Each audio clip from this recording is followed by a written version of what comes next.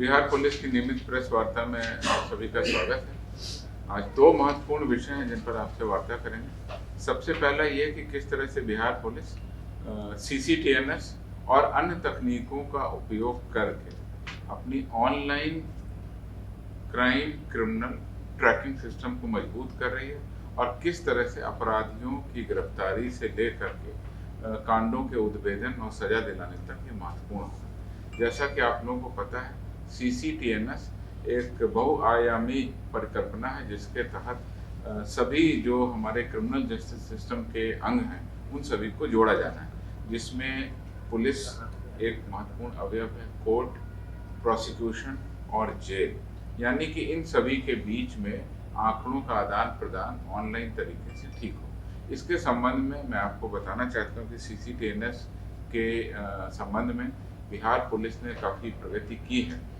इसमें 900 से अधिक थानों में अब हम लोग ऑनलाइन FIR की एंट्री कर रहे हैं। ऑनलाइन FIR की एंट्री से आशय ये है कि पहले लोग अपना पिटीशन थाने में देते थे, उसके बाद थाने में एक रजिस्टर रहता था, उस रजिस्टर में उसके थाने के कॉलम भरे जाते थे और कॉलम भरने के बाद उसको सॉफ्टवेयर या डेटा एंट्री के पास भेजा जाता था। उसके बाद वो डेटा एंट्री करते थे, उसके बाद में FIR CCTNS पर अपलोड होती थी। इसमें कुछ विलम्ब होता था। अब निर्णय ये लिया गया है कि जैसे ही थाने में कोई आवेदन देंगे उस पर FIR होना है तो डायरेक्ट कंप्यूटर पर ही CCTNS का फॉर्म खोल करके उसमें डायरेक्ट ही हम लोग FIR की एंट्री थाने से कर देंगे और जैसे ही थाने की एंट्री होगी उसको हम सेंड करेंगे तो कोर्ट को और बाकी जगह जहाँ भी FIR जानी चाहिए वहाँ पहुँच जाएगी।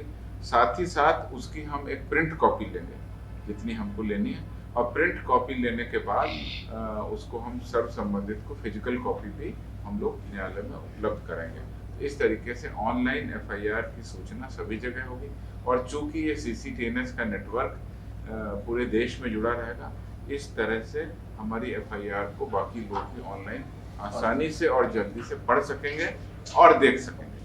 इसमें दो और इम्पोर्टेंट कंपोनेंट को हमने जोड़ा है, वो है कि जो मिसिंग पर्सन हैं, जो गुम हो गए हैं या गुमशुदा लोग हैं, बच्चे हैं, बच्चियां हैं, पुरुष हैं, उनका जो भी फोटो है वो भी अब हम लोग CCTNS पर अपलोड कर रहे हैं। तो उससे इसकी व्यापक प्रचार प्रसार मिलेगा और मिसिंग पर्सन्स के बारे में उनकी रिकवरी में ये बहुत ही महत्वपूर्ण कदम हमारा शामिल होगा। तीसरा इसमें इम्पोर्टेंट कंपोनेंट ये कि अरेस्टेड पर्सन्स का भी डेटा हम उसमें अपलोड कर रहे हैं। कोई भी व्यक्ति बिहार के किसी थाने में जब अरेस्ट हो रहा है तो उसका आंकड़ा भी हम CCTNS पर अपलोड कर रहे हैं। उससे उसकी जानकारी अन्य राज्यों को, अन्य पुलिस को भी हो सकती है और अगर उनके कांडों में वो कभी वांछित रहा है या उनको इंट्रोगेशन करना है या रिमांड करना है तो ये जानकारी उनको भी हो जाएगी। इस तरह से हम लोग CCTNS का जो नेटवर्क है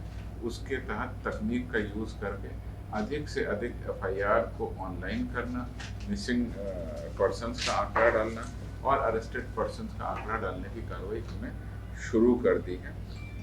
ऑनलाइन FIR अभी हमारे यहाँ करीब 50% थानों में शुरू हो गई है। हम लोगों का आकलन है कि लगभग 2 से 3 महीने के अंदर ही अंदर हम लोग सभी थानों में इसको हम लोग प्रारंभ कर दें और FIR अब डायरेक्ट कंप्यूटर पर ही भरा जाएगा, फिजिकल फॉर्म में भरने की आवश्यकता नहीं है। इसके अलावा इसमें जो हमारी मिसिंग व्हीकल है, हमारी गाड़ियाँ या हमारी मोबाइल फ़ोन या इस तरह की कोई भी इम्पोर्टेंट संपत्ति, मिसिंग व्हीकल के संबंध में कोई आंकड़ा है, उसको भी डालने की प्रक्रिया हम लोग इसमें शुरू कर दें। इसके अलावा क्रिमिनल मैटर्स में क्रिमिनल मल्टी एजेंसी सेंटर, क्राइमैक बोलते हैं, उस क्राइमैक के सॉफ्टवेयर पर भी बिहार पुलिस काम कर रही है और उसके तहत अपराध कर्मियों का आदान प्रदान एक राज्य से दूसरे राज्य की पुलिस के बीच बहुत आसानी से होगा। इस क्राइमैक सॉफ्टवेयर पर भी हम लोग कार्रवाई कर रहे हैं। इस पूरी तैयारी में हम लोगों को पिछले करीब 8-9 महीने लगे, जिसमें हमने नए लोगों को चयन किया, उनको ट्रेन किया और अब सब थानों में CCTNS की एंट्री के लिए हमारे पास डेटा ऑपरेटर्स या उसकी एंट्री करने वाले लोग हैं जिनका लगातार प्रशिक्षण भी दिया गया और डेटा एंट्री को अपलोड करने के लिए जो नेटवर्क की ज़रूरत थी, जिस कम्युनिकेशन इक्विपमेंट्स की ज़रूरत थी, उन सभी को भी हमने सुदृढ़ किया। तो इस तरीके से हम लोग लगातार CCTNS का उपयोग करते हुए अपनी कार्रवाई को आगे बढ़ाते। इसी क्रम में आप लोगों को केवल 2 जानकारी मैं संक्षेप में दे रहा हूँ। ऑपरेशनल रीजन से उसके बारे में विस्तृत बताना संभव नहीं है। वो ये है कि जेल से जैसे ही कैदी छूट रहे हैं, चूँकि ये आंकड़ा अब सभी जगह शेयर होगा। मैंने आपको बताया CCTNS का आंकड़ा 4 जगह शेयर होगा, जिसमें कोर्ट, प्रिजन, प्रोसिक्यूशन और पुलिस शामिल है। तो जैसे ही जेल से कोई कैदी छूटेगा, हमारे पास उसकी जानकारी होगी और अब हम उसकी ऑनलाइन ट्रैकिंग या ऑफलाइन जो भी हमको मॉनिटरिंग करना, वो व्यवस्था भी हम लोग शुरू कर देंगे और कर भी रहे हैं, कई मामलों में कर रहे हैं। दूसरा चीज़ है कि केस डिटेक्शन कैसे हो, बेहतर तरीके से हो, क्या आंकड़े हैं, किस तरीके के आंकड़ों से अपराध होता है, उसके डिटेक्शन के लिए एक सॉफ्टवेयर है।